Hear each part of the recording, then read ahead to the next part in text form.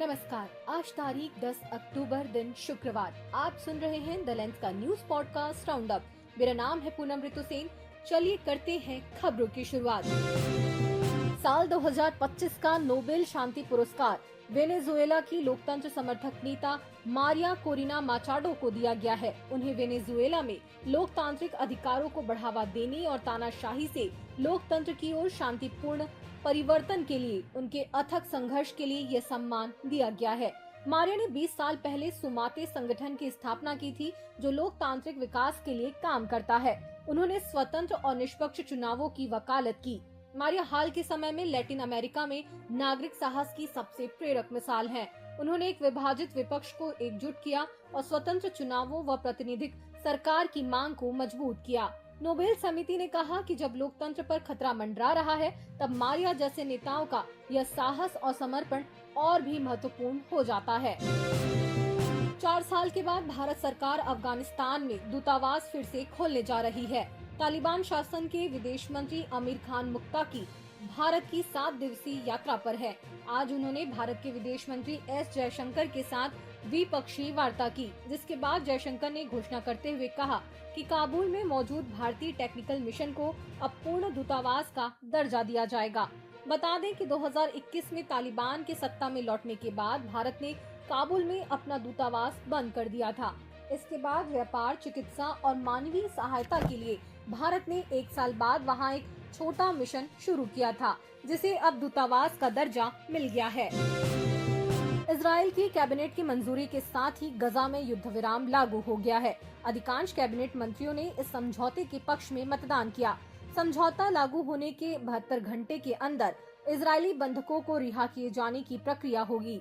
Trump की Gaza शांति योजना का पहला चरण शुरू हो गया है। इसके तहत हमास 7 अक्टूबर 2023 को अगवा किए गए बंधकों में से बाकी बचे सभी 48 की रिहाई करेगा। इनमें 20 के जीवित होने की संभावना है। इसके बदले में इजरायली सेना समझौते के तहत एक निश्चित सीमा से पीछे हटेगी और इजरायल की जेलों में बंद 2000 फलस्तीनी कैदियों को रिहा किया जाएगा।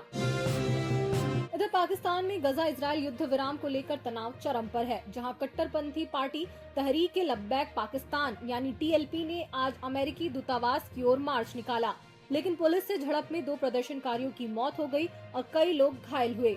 दरअसल कल रात टीएलपी नेता साद रिजवी की गिरफ्तारी की कोशिश पर हिंसा भड़की, जिसमें 10 से ज्यादा पुलिसकर्मी चोटिल हुए।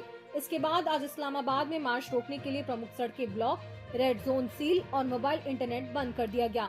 रावलपिंडी में धारा 144 लागू कर प्रदर्शनों पर रोक लगाई गई, जबकि पूरे पंजाब में 10 दिनों के लिए 4 से ज्यादा लोगों के जमावड़े पर पाबंदी है। सितंबर 2025 में सिस्टमैटिक इन्वेस्टमेंट प्लान यानी एसआईपी के जरिए निवेश 4% बढ़कर 29,361 करोड़ रुपए हो गया, जो पहली बार 29,000 करोड़ के पार पहुंचा। जबकि इक्विटी फंड्स में 9% और डेट फंड से 1.01 लाख करोड़ की निकासी हुई। ऐसा पहली बार हुआ है जब म्यूचुअल फंड्स एसआईपी के जरिए निवेश किसी महीने में 29,000 करोड़ रुपए के पार हुआ है। यानी लोग छोटे छोटे निवेश के जरिए म्यूचुअल फंड्स में पैसा डालने में और दिलचस्पी दिखा रहे हैं। Association of mutual funds in India यानी AMFI के लेटेस्ट डेटा से इस बात की जानकारी मिली है। बॉलीवुड अभिनेता सुनील शेट्टी ने अपनी पर्सनैलिटी राइट्स की रक्षा के लिए बॉम्बे हाई कोर्ट में याचिका दायर की है।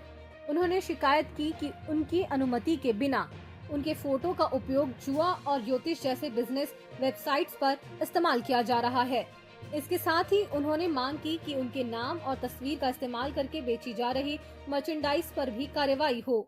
उन्होंने एक मामले का जिक्र किया जिसमें उनकी और उनकी नातिन की डीप फेक तस्वीरें बनाई गई। आज जस्टिस आरिफ एस डॉक्टर ने इस मामले की सुनवाई की।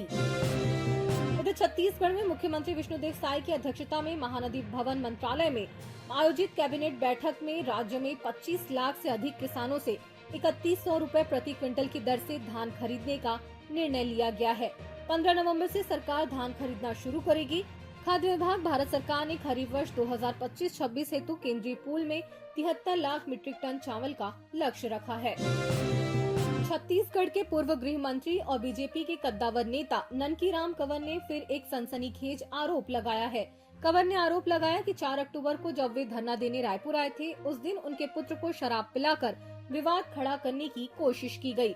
प्रदेश के पुलिस महानिदेशक को लिखी एक ताज़ा चिट्ठी में ननकीराम कंवर ने इस बात की जांच की मांग की कि किसने उनके सहयोगियों और उनके पुत्र में विवाद खड़ा करने की मकसद से उनके पुत्र संदीप कंवर को शराब पिलाई और उनकी गाड़ी में शराब रखवाई।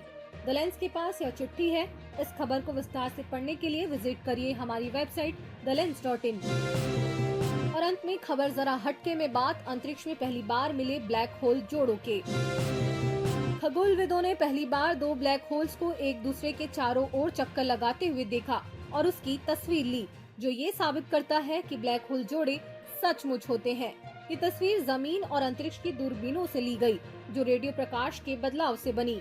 ये ब्लैक होल पृथ्वी से 5 अरब प्रकाश वर्ष दूर है और 12 साल में एक चक्कर पूरा करते हैं।